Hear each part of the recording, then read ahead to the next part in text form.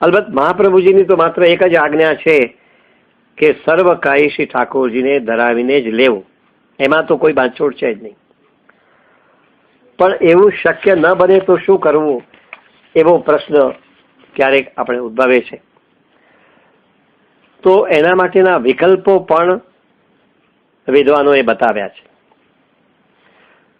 અલબત્ત એની પાછળ સિદ્ધાંતનું કોઈ પીઠબળ નથી, હોઈ શકે પણ નહીં. પણ સેવામાંથી વિમુખ ન બનીએ અને કહેવાતા દોષોમાંથી આપણે બચી શકીએ એટલા પૂરતું એક પ્રેક્ટિકલ અભિગમ ક્યારેક વિકલ્પ રીતે બતાવવામાં આવે છે.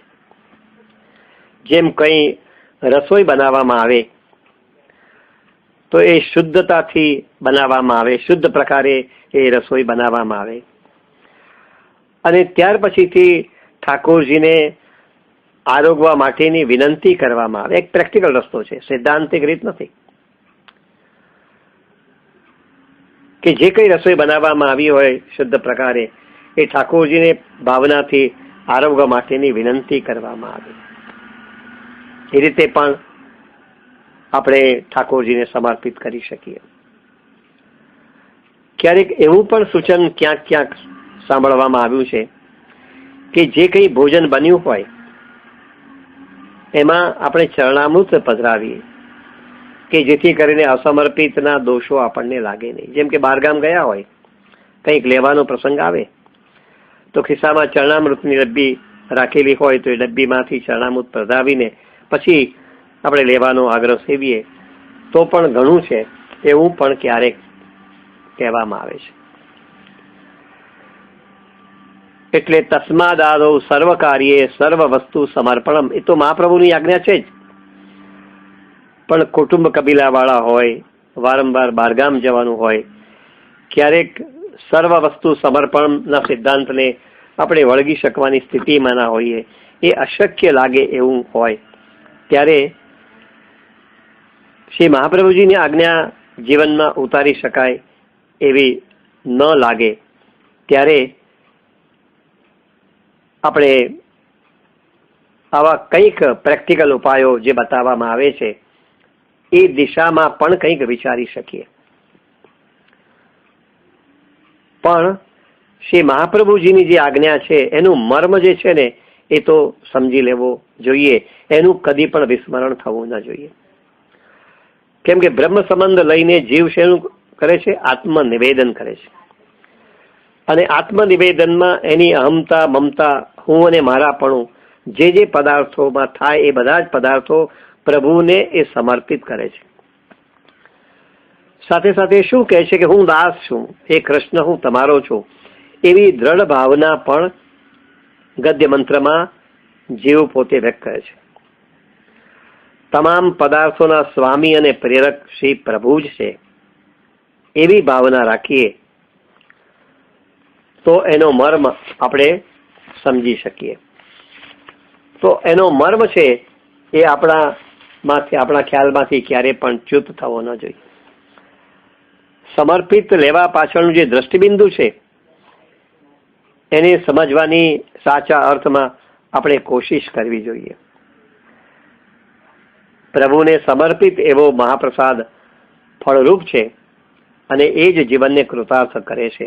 આ એક પહેલી વાત.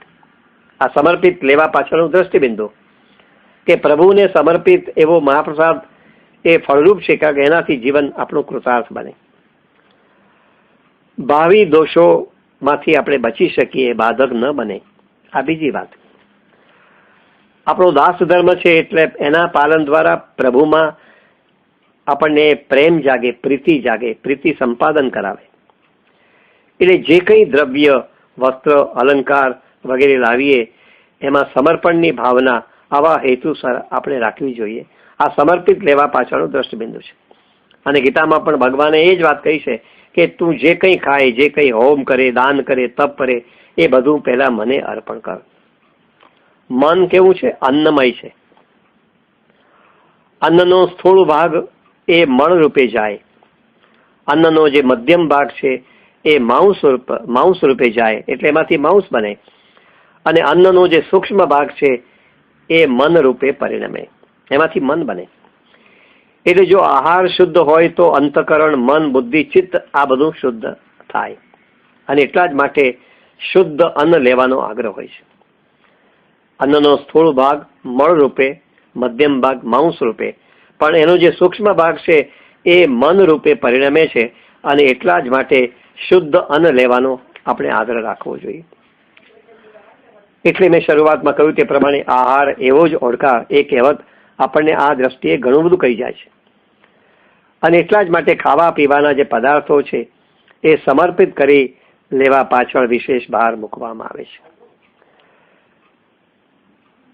તો શુદ્ધ અન્ન કોને કહેવું, પવિત્ર અન્ન કોને કહેવું, એ પ્રશ્ન જ્યારે ઉદ્ભવે ત્યારે એક જ વસ્તુ ખ્યાલમાં રાખવાની કે મેં પ્રભુને પહેલા હું આરોગાવું ને ત્યાર પછી જ ધરેલી વસ્તુઓ પ્રસાદ રૂપે હું લેવાનો પ્રયત્ન કરું. તો એ અન્ન કેવું બને? શુદ્ધ બને. શ્રી ગુસાઈજીએ પણ આ વાત સમજાવી છે. સાક્ષાત ભગવદ બક્ષિત્વેન, સાક્ષાત ભગવદ બક્ષિત્વેન, એટલે પ્રભુએ સાક્ષાત આરોગેલું એવું પ્રભુનું જે ઉચ્છિષ્ટ છે એ શુદ્ધ અન્ન કહી શકાય.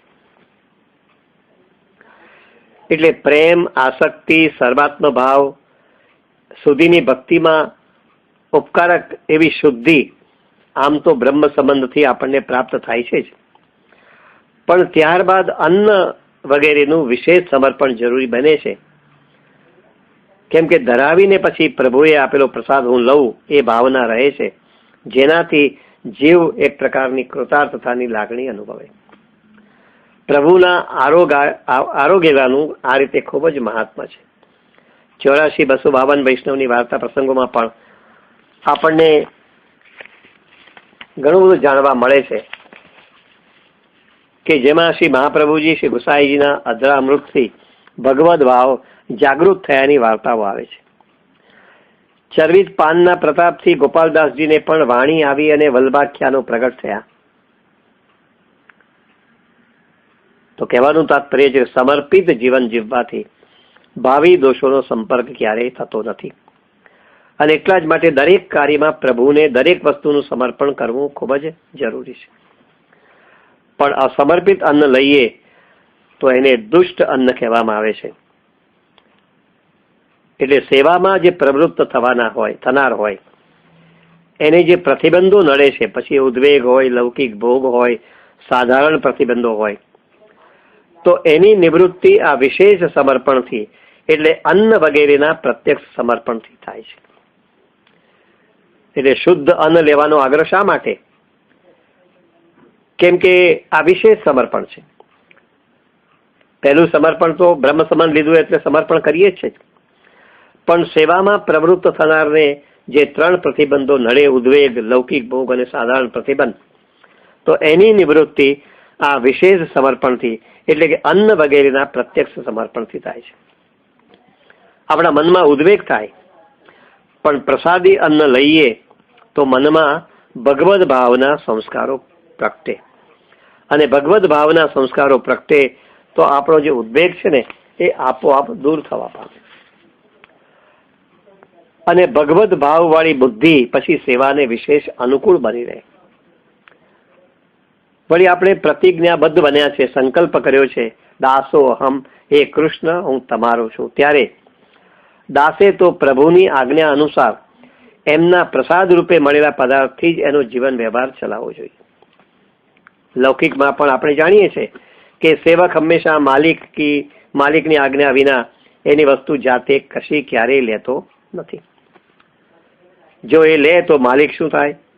ગુસ્સે થાય, ક્યારેક પ્રસન્ન ન રહે.